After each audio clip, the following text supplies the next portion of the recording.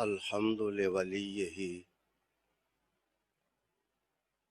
والصلاة والسلام علی نبیہ ورسولہ وعلی آلہ وإطرتہ وسلالتہ واصحابہ اجمعین۔ شہد ان لا الہ الا اللہ وحدہ لا شریک لہ واشہد ان محمدا عبدہ ورسولہ اما بعد اعوذ باللہ من الشیطان الرجیم بسم اللہ الرحمن الرحیم۔ یا ایہا الذین آمنوا اصبروا وصابروا ورابطوا واتقوا اللہ لعلکم تفلحون۔ درود شریف پڑھیں۔ اللہم صلی وسلم سیدنا و مولانا محمد وعلی آل سیدنا و نبینا و مولانا۔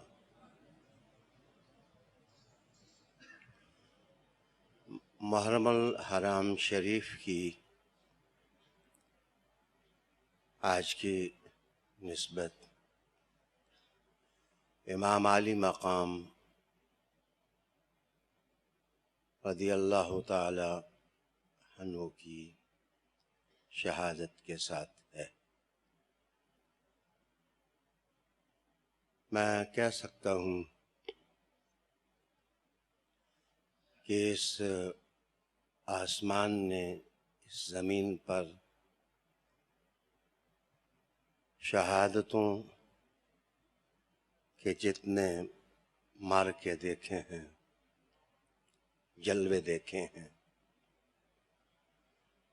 آج ایسے لگتا ہے کہ وہ سب شہادتیں شہادت حسین کی خوشبو سونگھنے کربلا میں آئی ہوئی ہیں۔ میں کہہ سکتا ہوں کہ اس آسمان نے زمین پر بسنے والے انسانوں کو ظلمات اور اندھیروں سے نکالنے کے لیے جتنی روشنیاں زمین پر برسائی ہیں، آج وہ ساری روشنیاں سمٹ کر جبین حسین میں دکھائی دیتی ہیں۔ شہدائے کربلا یاد دلاتے ہیں گھرانہ رسالت مآب کی قربانیوں کی، یاد دلاتے ہیں ان کی سوچوں کی عظمت کی اور ان کی فضیلتوں کی تاریخ کی۔ عالی مقام ناظرین،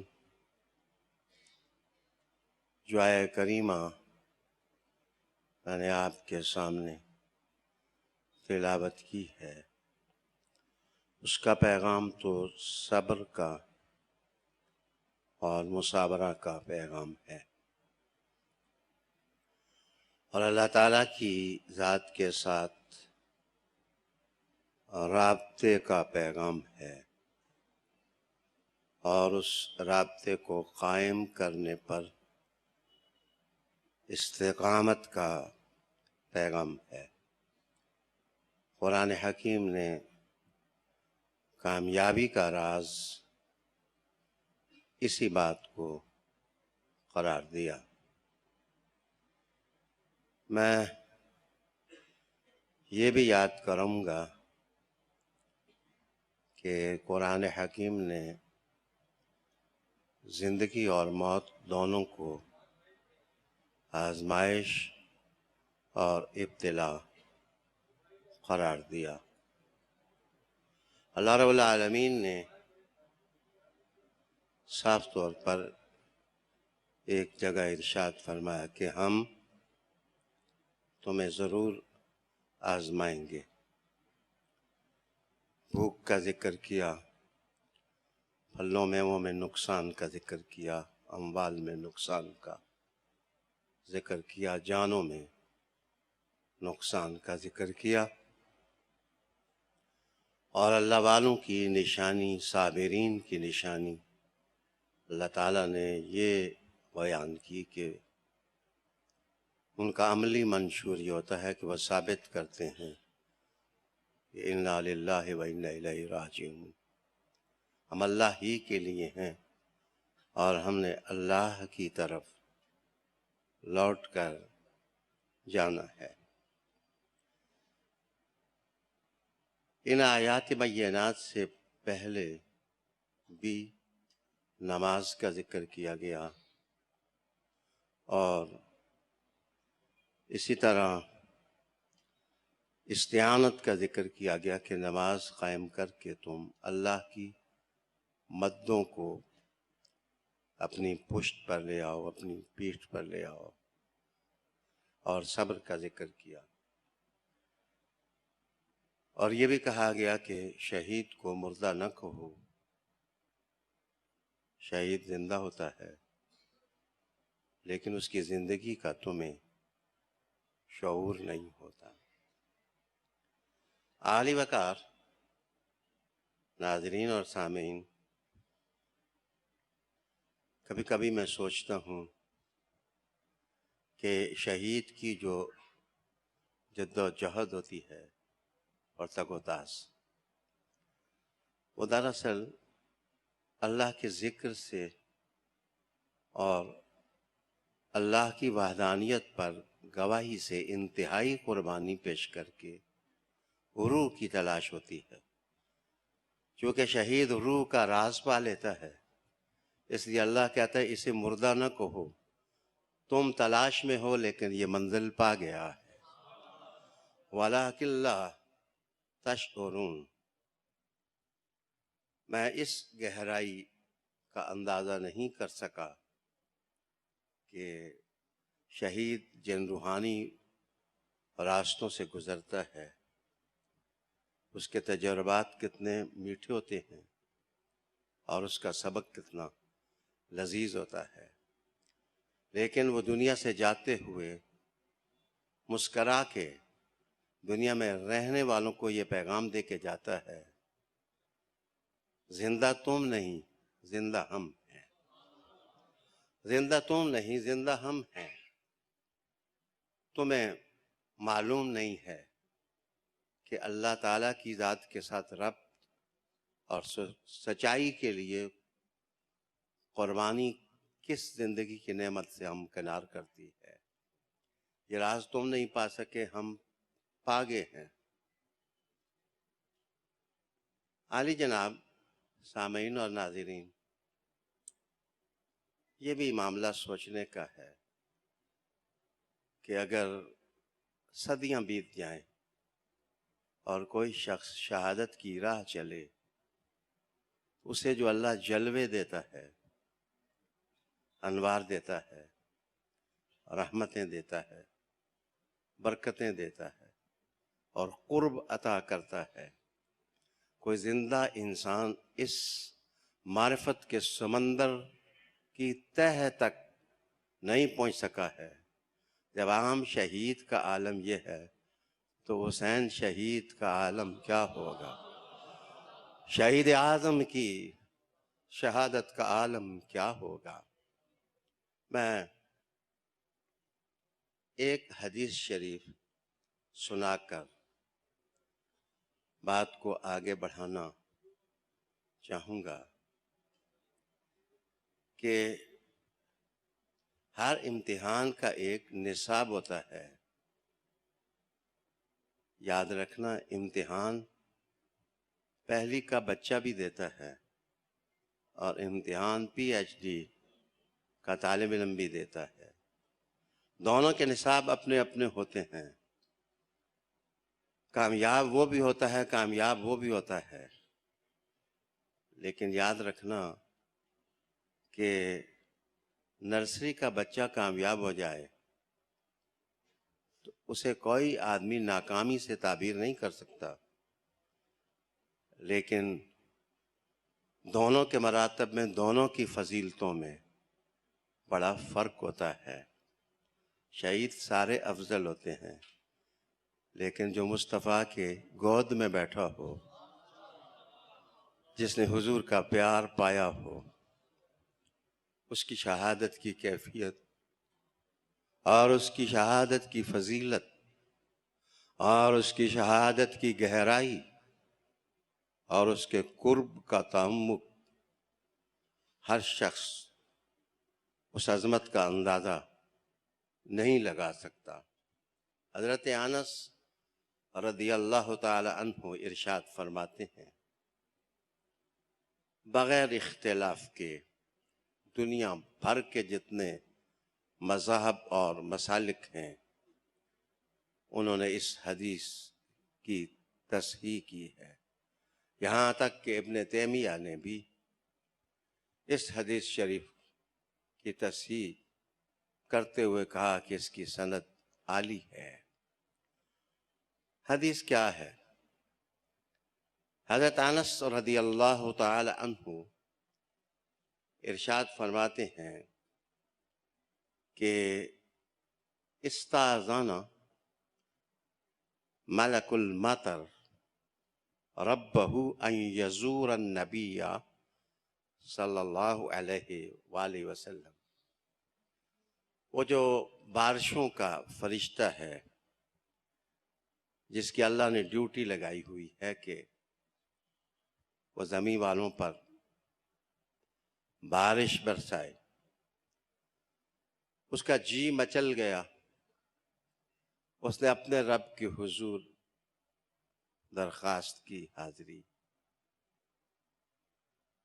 اے باری الہ، کام میرا تو یہ نہیں ہے کہ میں مدینے جاؤں، لیکن دل چاہتا ہے اگر اذن حضوری ہو جائے تو میں بھی مدینے جا کے تیرے نبی کی زیارت کر لوں۔ ان یزور النبی صلی اللہ علیہ وآلہ وسلم، اجازت ہو جائے تو میں مدینے جاؤں، حضور کی زیارت کروں، اس نبی کے مقام عظیم اور نسبت عظیم کا ادراک کرنے کی کوشش کرو کہ آسمان کے فرشتے بھی جس کی زیارت کے لیے تڑپتے ہوں اور اس کی نسبت کی خوشبو سونگھنے کے لیے وہ تڑپتے ہوں۔ کہا حضور اجازت ہو جائے، رب کریم نے کہا فآذن لہ، اس فرشتے کو اجازت ہو گئی کہ تم زمین پر جاؤ اور جا کر میرے نبی کی زیارت کرو۔ حضرت انس فرماتے ہیں کہ جس رات یا دن وہ فرشتہ آیا، باری کے اعتبار سے جان رسالت اس وقت ام سلمہ کے گھر تھے رضی اللہ تعالی عنہا۔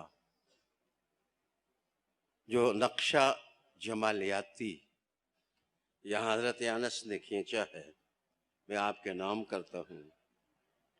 فبینما ہی علی الباب، فبینما ہی علی الباب،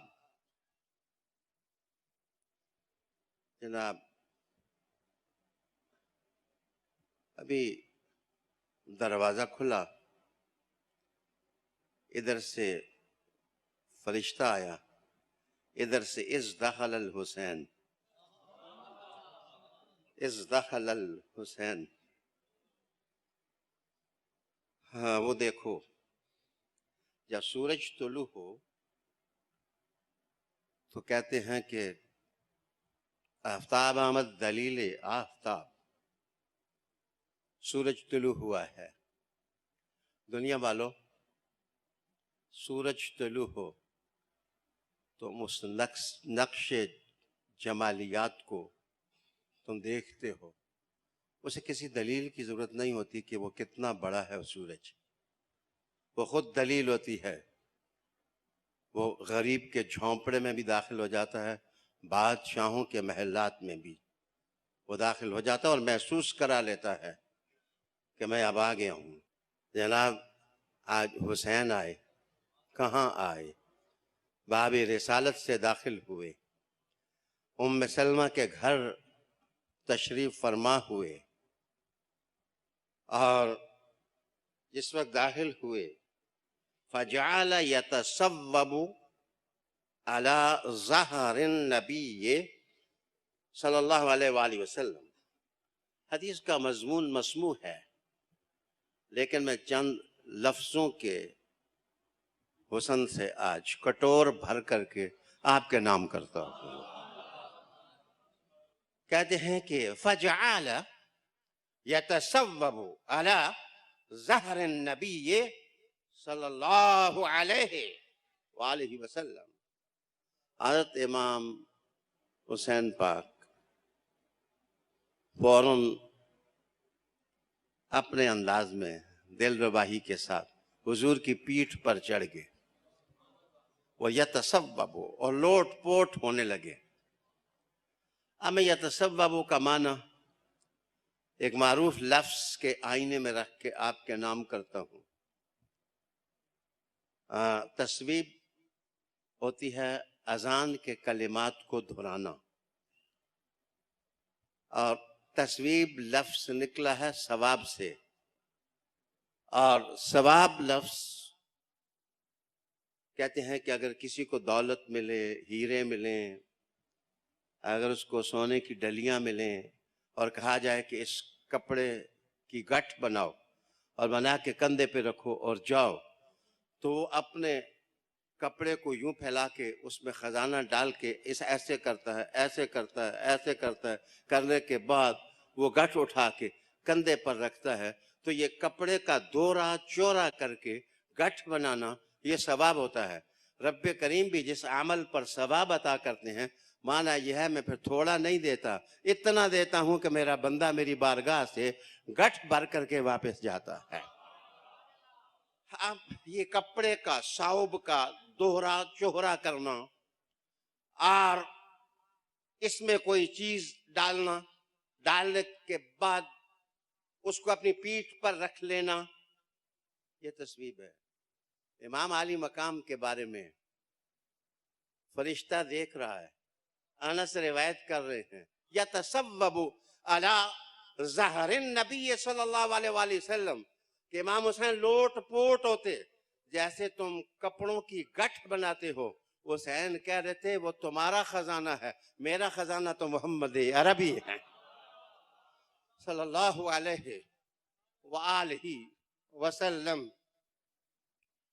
اس رجل عظیم، اس داعی عظیم، اس داعی عظیم اور اس محسن انسانیت اور اس کریم الارض والسماء کا مقام رفیع دیکھو کہ جس کی شان خودی اور غیرت میں، اس کی تمنا اور آرزوؤں کے ہجوم میں حسن کا اندازہ لگاؤ کہ وہ دنیا والوں کو کہتا ہے کہ تم سونے کی ڈلیاں اکٹھے کرتے ہو، میں محمد عربی کی پیٹھ سے خزانہ اکٹھا کرتا ہوں۔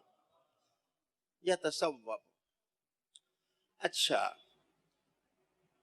معاف کریے، میں طالب علم ہوں قرآن کا اور حدیث شریف کا، تو مجھے اچھا بھی نہیں لگتا کہ میں کتاب کی سطروں سے باہر نکلوں اور حدیث شریف کے لفظوں سے جمالیاتی لذوذ کے ذائقے آپ کے نام کروں۔ جناب اگلا لفظ سنیے، فجعل النبی، امام حسین پاک پیٹھ پر لوٹ پوٹ ہو رہے تھے، اور فجعل النبی صلی اللہ علیہ وسلم یتلسمہ، یتلسمہ۔ ناظرین اب یہ لفظ کہ یتلسمہ، یتلسمہ، لسم، لسام، لسیم، لسمہ، اس کا معنی کیا ہوتا ہے جناب؟ کہتے ہیں ڈھاٹا مار کر کسی آدمی کو پکڑ لینا. اب یہ اردو کا لفظ میں نے ڈھاٹا باندھنا، ڈھاٹا مارنا، یہ ڈھاٹا مار کر کسی انسان کو پکڑ لینا، یہ اس کا معنی ہوتا ہے.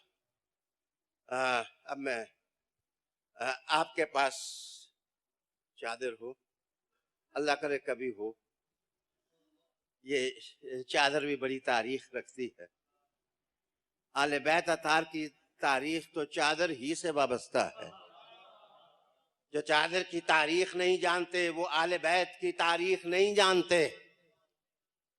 معاف کریے گا کہ آپ کا اپنا ہی بچہ ہو، جس وقت آپ کا بچہ سامنے سے آئے، وہ کبھی گرے کبھی اٹھے اور آپ اس کی طرف دوڑیں، بے اختیار محبت سینے میں موج مارے، آپ کی آنکھوں کا رخ بچے کے چہرے کی طرف ہو، آپ اس میں کھب جائیں، آپ اس میں اتر جائیں، آپ اس میں ڈوب جائیں اور بچے کے ساتھ ادائے محبت کوئی نئے رنگی مانگے کہ آج اس بچے کو ایسے محبت ہو جیسے کسی نے دی ہو، تو آپ بچے کو ایک ہاتھ میں پکڑنے کے بعد اپنی چادر اس کے ساتھ لپیٹ کر کے اس کو اٹھا کے اپنے سینے سے لگا لیں.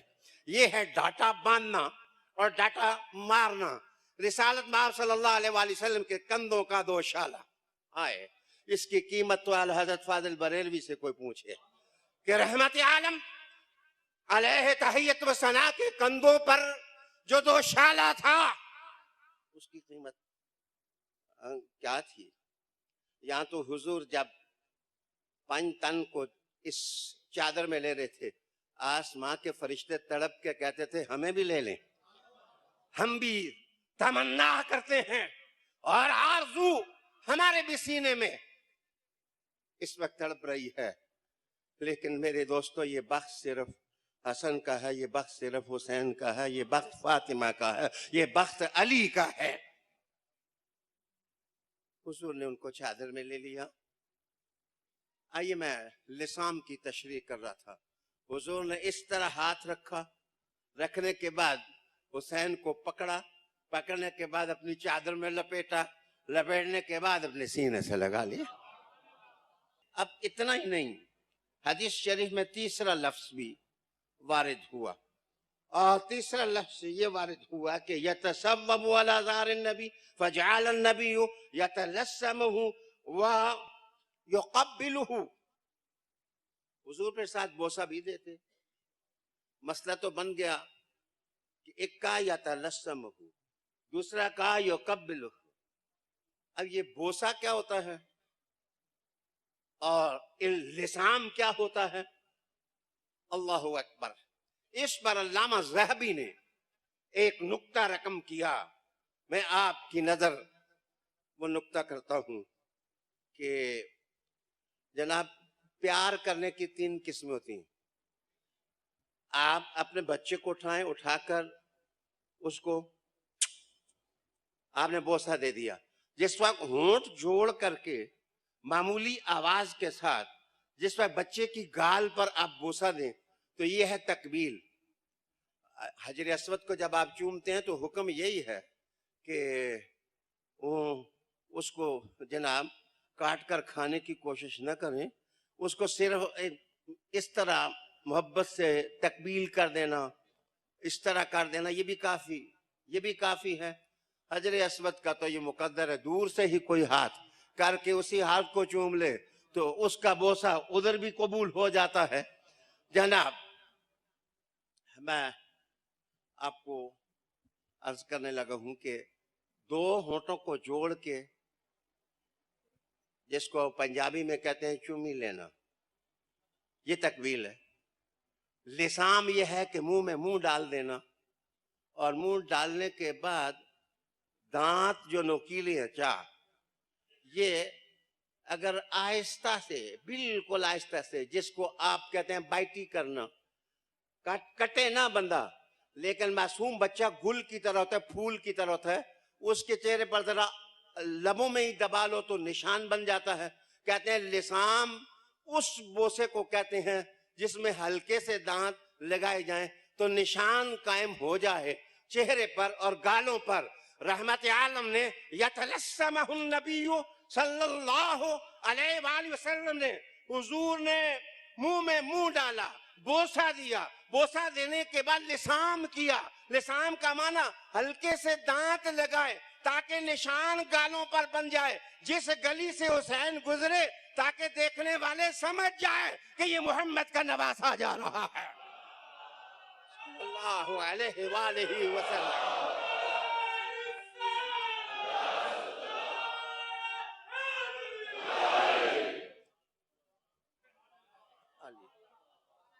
علی وقار دوستو، حضور نے تو بڑے نشان قائم کیے کہ یہ میرا نواسا ہے، یہ میرے نواسے ہیں. میں اگر حدیث شریف کے لفظوں سے سرے منہ میں آگے پیچھے ہوں تو میں مجرم ہوں. حدیث ہے، میں حدیث شریف بیان کر رہا ہوں. جناب آگے فقال الملک، فرشتہ بولا، انہیں کہا تو خب، حضور بہت چنگا لکھتے ہیں، بڑا پیار ہے ان کے ساتھ، بڑا عشق ہے آپ کو، تو حبہ.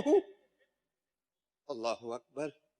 قال النبی صلی اللہ علیہ وآلہ وسلم انا احب الحسین انا من الحسین والحسین منی. جناب پھر اس نے کہا کہ ان شئت، اگر آپ چاہیں تو میں آپ کو ایک بات بتاؤں. حضور نے کہا کیا؟ فرمایا کہ ان امتک ستقتلہ، حضور آپ کی امت اس شہزادے کو قتل کرے گی. فرشتے نے کہا کہ اریتک المکان الذی یقتل، میں آپ کو وہ جگہ نہ بتا دوں جس جگہ حسین شہید ہوں گے؟ علماء نام تو آنن فانن انہوں نے کربلا کی مٹی اٹھائی، سہلتن الحمرا، کربلا کی مٹی نرم بھی تھی اور کچھ سرخی مائل تھی. میرے حضور نے اس مٹی کو دیکھ کر کے آنکھوں میں آنسو سجائے. سجانے کے بعد حضرت ام سلمہ اٹھیں اور اس کو پہلے کپڑے میں سنبھالا، بعد میں ایک شیشی میں ڈال لیا، اور حضور نے کہا کہ جس دن یہ مٹی دیکھو کہ یہ سرخ ہو گئی ہے تو سمجھ لو میرا شہزادہ حسین کربلا میں شہید ہو گیا ہے. گرامی قادر ناظرین، حضرت امام علی مقام سید الشہداء رضی اللہ تعالی عنہ، اللہ ان سے راضی ہوا، کربلا کے اندر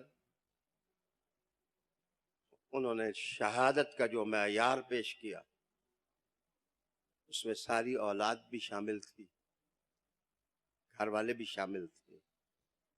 آپ چاہیں تو ادھر دیکھیں، آپ کو خیمے میں زینب نظر آئیں گی، ام کلثوم نظر آئیں گی، آپ ام لیلہ کو دیکھ سکیں گے. آپ ادھر دیکھیں، دودھ پیتے بچے بھی آپ کو دکھائی دیں گے، علی اصغر بھی آپ کو دکھائی دیں گے. ادھر دیکھیں، ہائے جوان علی اکبر، جوان قاسم. ادھر غلام دیکھنے ہوں تو جناب غلام بھی ساتھ ہیں، ام لیلہ بھی ہیں. میں علی اکبر کی ماں، یہ اس لیے میں نے نام لیا کہ یہ جناب ابو سفیان بن حرب کی بیٹی تھیں، یہ بنو امیہ خاندان سے تھیں اور علی اکبر کی ماں تھیں. لیکن میں ان کا ایک شعر جس کا ایک مفہوم یہ ہے آپ کے نام کرتا ہوں. جس وقت اپنے بچے کو تیار کر کے جس وقت شہادت کا جام پینے کے لیے انہیں ارسال کیا تو جو رجز آپ نے پڑھے ان گیتوں اور محبت کے رجس کی کیفیت بتاتے ہیں. وہ کہنے لگیں کہ علی اکبر بیٹے، علی اکبر بیٹے، تیرا خاندان، تیرے والد کا خاندان، تمہارا خاندان وہ خاندان ہے جس میں کوئی آ جائے تو خاندانوں کے ذائقے بدل جاتے ہیں، سوچوں کے معیار بدل جاتے ہیں، اور امتحانات کی کڑی گھڑیاں وہ لرزانے لگ جاتی ہیں. لیکن آج میں اپنے بیٹے کو، لخت جگر کو خود تیار کر کے شہادت کی راہوں پر ڈال رہی ہوں. لیکن میں کہتا ہوں میرا اگر 1000 علی اکبر بھی ہوتا تو میں آج حسین پر فدا کر دیتے.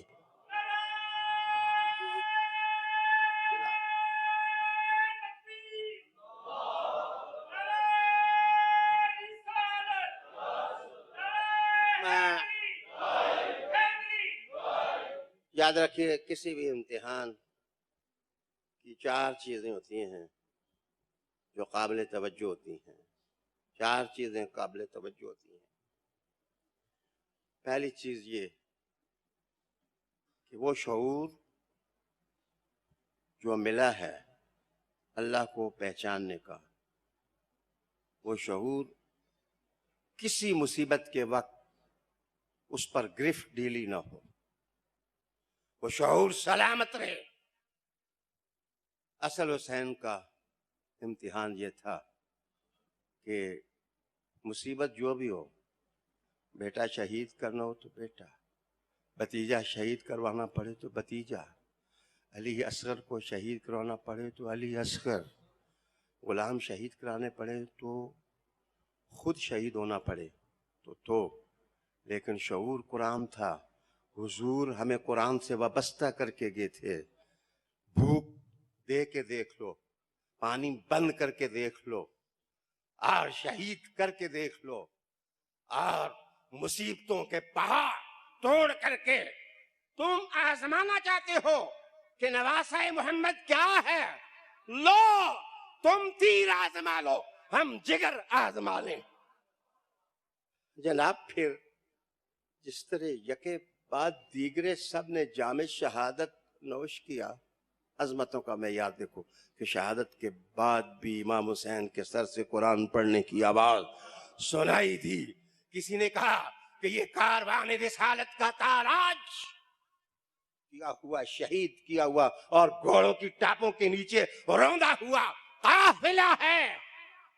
یاد رکھنا، ایک آدمی نے بیچ میں سے آواز دی کہ ان کی لاشوں پر گھوڑے دوڑائے گئے. تم یہ نہ دیکھو ان کے سروں سے قرآن کی جو آواز سنائی دے رہی ہے، ذرا وہ سنو. ان کا جو لیول آف کمٹمنٹ ہے، ان کا جو لیول آف ڈٹرمینیشن ہے. ہاں جناب، اس کا مطلب یہ ہوا امام علی مقام نے جو شعور حضور سے لیا تھا اس کو ضائع نہ ہونے دیا، بچا لیا. دوسری چیز ہوتی ہے کہ بندہ عقل ریاضی سے کام نہ لے، عقل حقیقی سے کام لے. میتھمیٹیکل، لاجیکل، بعض لوگوں کو اللہ لاجیکل عقل دیتا ہے لیکن ان کی عقل تام نہیں ہوتی. یہ کیا ہے؟ میں اس کو بھی ڈیفائن کروں کہ یہ کیا ہے. کہ ایک بچہ پہاڑا یاد کرتا ہے، 2 1 2 2 3 6 2 4 8. اس بچے کو پہاڑا صحیح یاد ہوتا ہے. ایک بندہ پی ایچ ڈی میں پہنچ جائے تو جناب اس سے پوچھے کہ 2 2 وہ بھی کہتا ہے 4. لیکن یاد کرنا، میتھمیٹیکل جو عقل ہوتی ہے، اسپرٹ ہوتا ہے، اس کے بنا پر منصب نہیں دیا جاتا. بچہ دونی کا پہاڑا سنا دے، 3 کا ٹیبل سنا دے، 4 کا ٹیبل سنا دے تو یاد رکھنا اس کو سی ایس پی افسر نہیں قرار دیا جا سکتا، اس کو پی سی ایس آفیسر قرار نہیں دیا جا سکتا. پہاڑا تو اس نے بھی صحیح سنایا ہے، پہاڑا اس کو بھی آتا ہے، ٹیبل اس کو بھی آتا ہے، ٹیبل اس کو بھی آتا ہے. لیکن یاد رکھنا وہ میتھمیٹیکل عقل سے وہ سنا رہا ہے میمورائز کر کے، اور یہ صحیح تام عقل سے اس منصب پر پہنچا ہے، اس کا شعور کام کرتا ہے. میں کہہ لوں گا کہ جو امام حسین کے مخالفین تھے وہ ریاضی والی عقل رکھتے تھے، اور امام حسین جو ہے محمد عربی والی عقل رکھتے تھے۔ اور مناسب جو ہوتے ہیں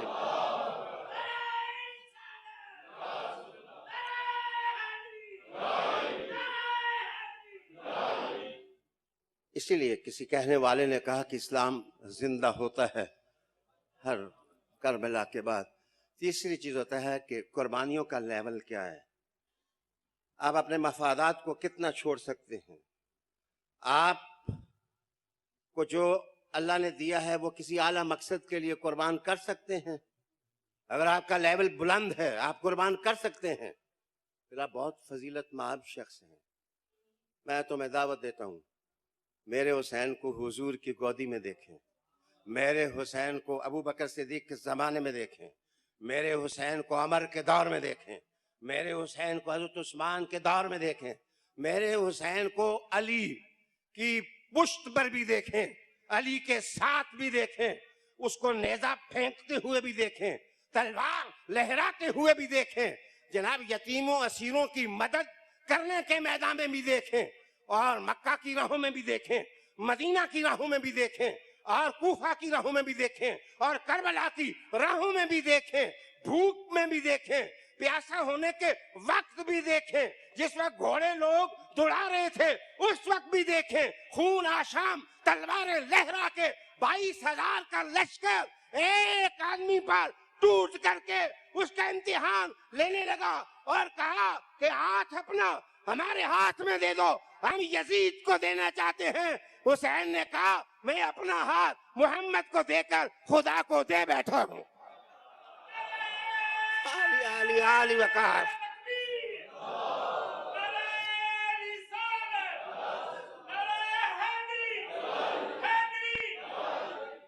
میرے دوستو، اس کے بعد چوتھی چیز یہ ہوتی ہے کہ جس آدمی کو تم نے شہید کیا اس کا جو میسج تھا وہ فانی ہو گیا یا فنا نہ ہو سکا، وہ باقی ہے یا وہ فنا کے داروں میں تحلیل ہو گیا۔ ایک غیر مسلم مستشرق نے کربلا کے کنارے کھڑا ہو کر حسین کی قربانیوں کا جائز لینے کے بعد ان کے کردار، ان کے اخلاق، ان کی عظمت، ان کی شہامت، ان کا دبدبہ، ان کی نسبت، ان کے سینے کی گہرائی، ان کا سوچ، اور نماز کی حالت میں اپنی جان آفری کے سپرد کر دینا، اس سب کو دیکھ کر کے یہ کہا تھا لگتا ہے کہ یزید 1 کروڑ دفعہ مر گیا اور حسین زندہ ہے۔ گلیوں سے آواز آ رہی ہے، کوچوں سے آواز آ رہی ہے، گوٹھوں سے آواز آ رہی ہے، شہروں سے آواز آ رہی ہے، دانش کدوں سے آواز آ رہی ہے، ابلتے سینوں سے آواز آ رہی ہے، سر کی گہرائیوں سے آواز آ رہی ہے۔ عقل والے پکار رہے ہیں، علم والے پکار رہے ہیں، دانش والے پکار رہے ہیں، درد والے پکار رہے ہیں، عرفان والے پکار رہے ہیں، آگاہی والے پکار رہے ہیں۔ واہ حسین، واہ حسین، واہ حسین۔ محمد عربی صلی اللہ علیہ وآلہ وسلم کے نواسے نے کس شان کی قربانی دی ہے۔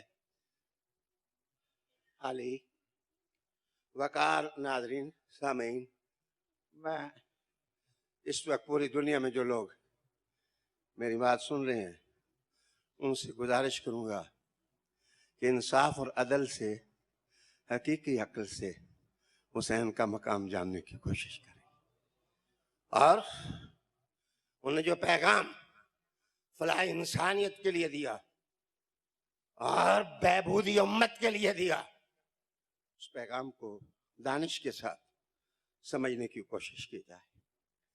میں سمجھتا ہوں کہ امت سلجھ سکتی ہے اور اس کو گوہر مقصود اور گوہر مطلوب اس کو مل سکتا ہے۔